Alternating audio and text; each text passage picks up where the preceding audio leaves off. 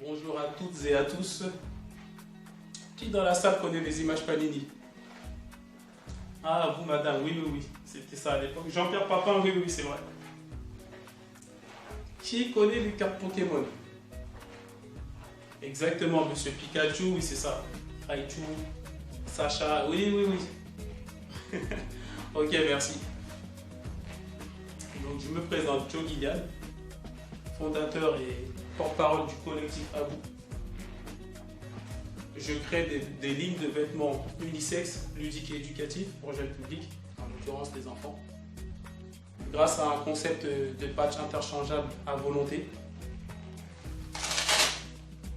Voilà, bombers, suites, gilets réfléchissants, sac à dos. Voilà, sac à dos. Un univers fun pour avoir du style, mais pas que. Pour aussi apprendre les alphabets, tout type d'alphabet. Ça peut être mandarin, arabe, hébreu, grec, les chiffres aussi, les calculs, les mathématiques. Donc les patchs sont dotés d'une bordure réfléchissante pour plus de visibilité le jour comme la nuit. Donc les écussons aussi sont faits et pensés pour les personnes en situation de handicap, les autistes qui ont du mal à communiquer via l'oral, la parole.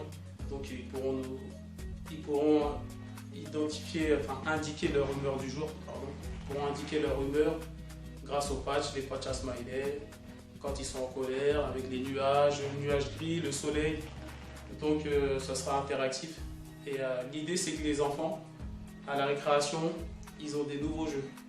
Que ce soit, c'est pas que c'est obsolète les anciens jeux. Pas dire que les billes, les toupies Beyblade, etc. c'est fini.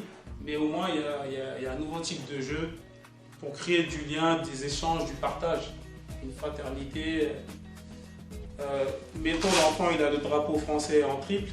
À un moment donné, il va devoir l'échanger avec un autre enfant pour avoir peut-être celui du Brésil s'il est fan du Brésil, celui de l'Algérie s'il est algérien, parce que les patchs ils sont aléatoires dans les sachets.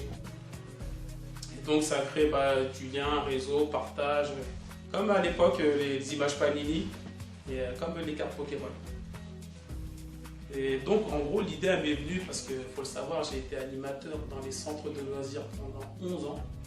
Donc pendant un atelier de customisation avec les enfants, je leur avais dit d'apporter leurs vêtements. On a apporté peut-être 200 patchs thermocollants. Et à la fin de la journée, déjà les 20 enfants que j'avais étaient tous contents avec leur nouveau style. Et les autres enfants étaient tristes. Donc la semaine d'après, j'ai relancé.